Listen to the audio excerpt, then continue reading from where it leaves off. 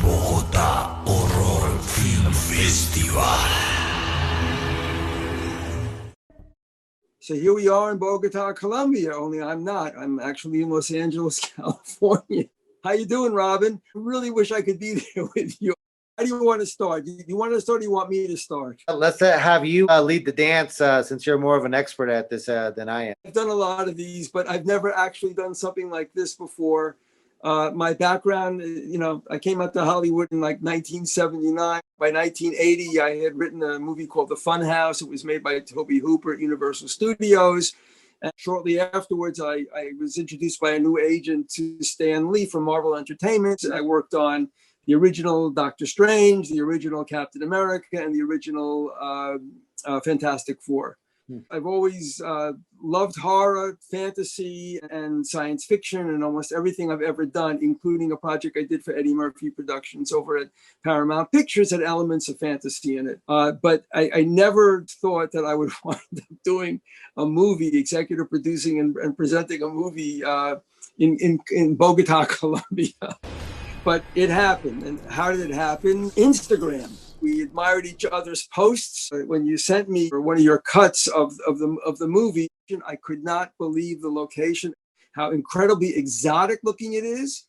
I knew that if I could actually enter into some kind of an agreement with you, that I could make this into a fantastic movie. I got a guy here. This is his first movie. He wanted to show his stuff. When we decided to work together, you were incredibly cooperative, incredibly creative, and got it into shape. And now I think it's a magnificent thing. But I'm speaking way too much. You originally told me that you were from Texas, but your roots actually go back to Colombia. My mom's originally from Colombia, and now my wife is, and so is my daughter. I'm a citizen here in Colombia for the past 10 years, and it was a long journey. It was very surreal. Larry showed an interest, and he's like, "Hey, Robin, can I see it?" And normally, when you make a feature film and you're talking to somebody online, I don't know if that's the right thing. The thing with Larry is like, I already knew who Larry was, and I knew he was the real deal. I'm going to let Larry see my film. And I think that's the best decision that my producer and partner, Cindy, and I ever made. Larry looked at it. He was very excited about it. He was very genuine. At this point, I was already tired. I was editing this movie. There's so many versions of this movie that we were just trying to make the best version of the film. He was being very sincere. There's something that about me that he trusts. And you know what? I felt the same way. I'm like, let's trust each other on this.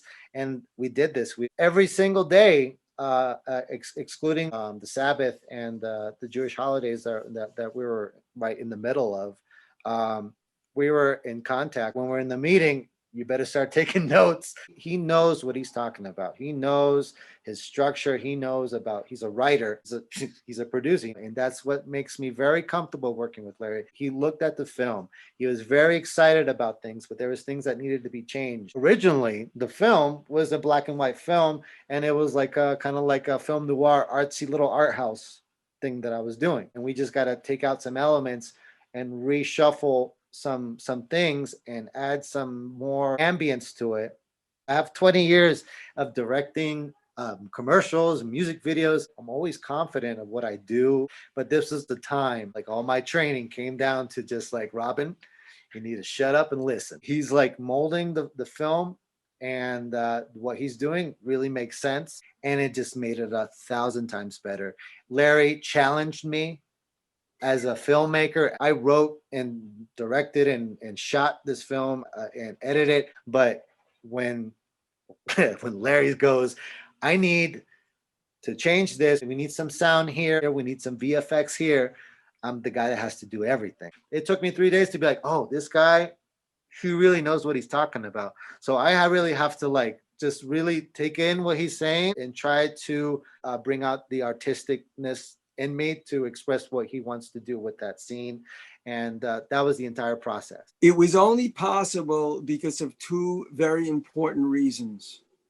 We both love horror movies. Yeah. And that is a common language that we have.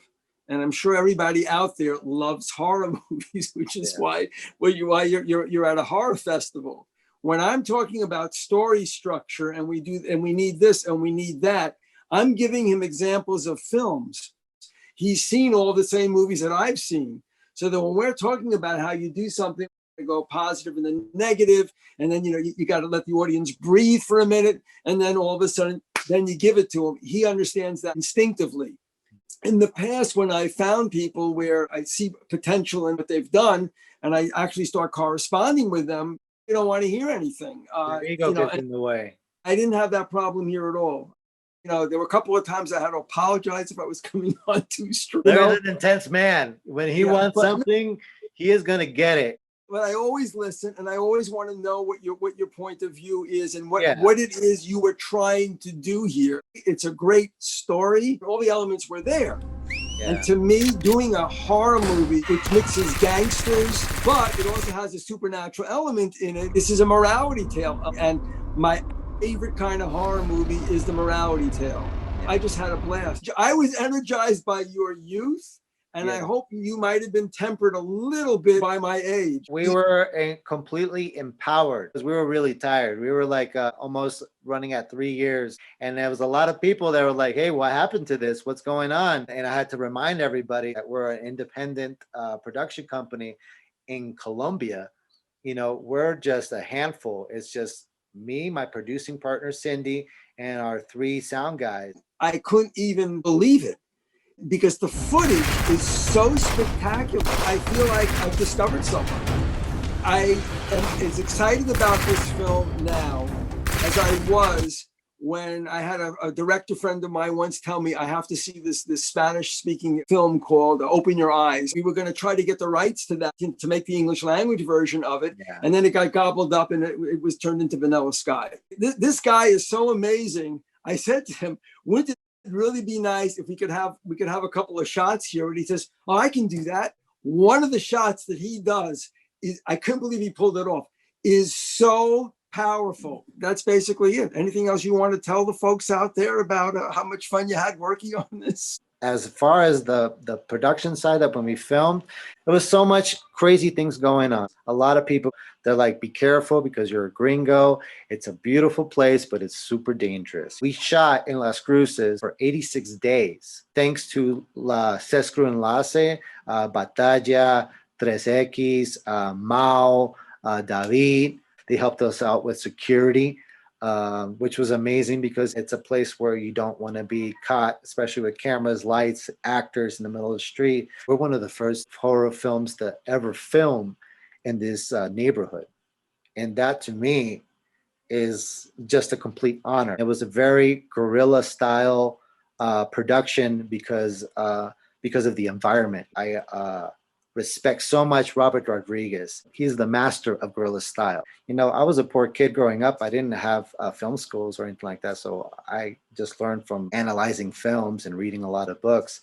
And it really helped me because now I'm in this situation. I need to shoot guerrilla style, but I got to make it look cinematic. So that was the biggest challenge. I'm really happy how it turned out. And also when we worked with Ivan Piñacu, our makeup artist, I'm super proud of that because that was his first feature film. He came out from the country, he went to the city and he started acting and started doing his own makeup, kind of like a Lon Chaney type who does his own thing. That's him. After this film, now he's working on HBO projects and he's becoming a little star of his own. And also our composer, David Schulster, he's been studying music in France, but he's from Colombia, and he does amazing orchestral stuff. I feel like how Larry feels like he discovered somebody with me, I feel like I discovered someone with him. There's something magical about this movie. Just think that Las Cruces is such a colorful city. Like if you get a set design guy to do it, like you wouldn't be able to get this kind of result. Never. You have like the plants growing off of the roofs. You have windows without glass. It looks so artistic. The color palette in this is extraordinary. The whole feeling of it, the atmosphere of it, it actually says something. And I am really, really proud of this. This was a lot of fun. I really enjoyed this a lot. I hope you guys enjoyed the film. I absolutely love the process of making it. I'm still ecstatic. Feel like I haven't adopted a member of the family now. Oh, thank you, Larry. You're one of our family too, and we're very proud to have you a part of the team. Take good care and enjoy the festival. And thank you so much for coming out to the Bogota Horror Film Festival. And happy Halloween, guys.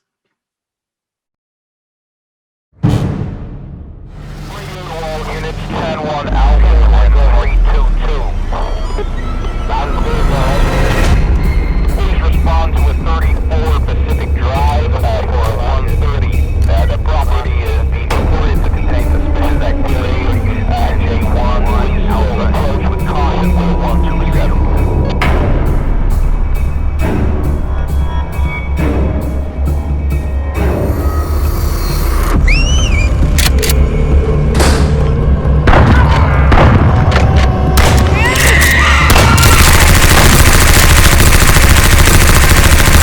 Yo en esta puta vida quiero conseguir mucha plata con los reales, pero yo tengo principio, mi abuela me enseñó principio. Me han dicho que tienes talento. Podríamos necesitar a alguien como tú en nuestra organización. Yo lo que necesito de usted es que me limpie toda esta basura humana que hay acá. Estaba metido, lo estábamos buscando.